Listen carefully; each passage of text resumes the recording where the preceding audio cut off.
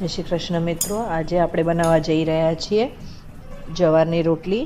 તો એમાં થોડું 1 ગ્લાસ પાણી લીધું છે, તેમાં મીઠું અને થોડું ઘી મોઈન રીતે નાખવાનું છે અને પાણીમાં સારો ઉકાળ આવે એના પછી એમાં જારનો લોટ નાખવાનો છે અને કોન્સ્ટન્ટલી એને હલાવતા રહેવાનું છે, એટલે એમાં ગાંઠિયા ન પડી જાય.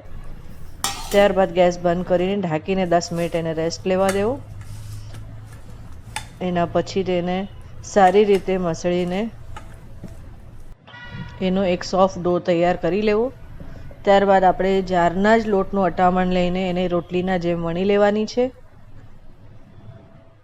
જોઈ શકો છો કેટલી સહેલાઈથી વણી શકાય છે આ રોટલી.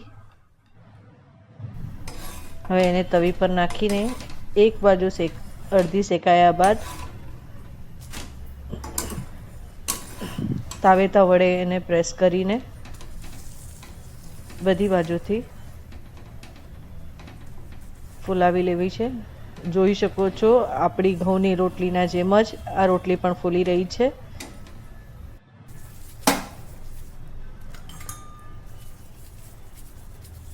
આ રીતે રોટલી બનાવવાથી ખૂબ જ કૂણી ઘઉંની રોટલી જેવી સોફ્ટ રોટલી તૈયાર થાય છે જવારની. જોઈ શકો છો તમે કેટલી સોફ્ટ છે તે. એને તમે મેથીની સબ્જી અથવા કોઈ રસાવાળી સબ્જી સાથે સર્વ કરી શકો છો.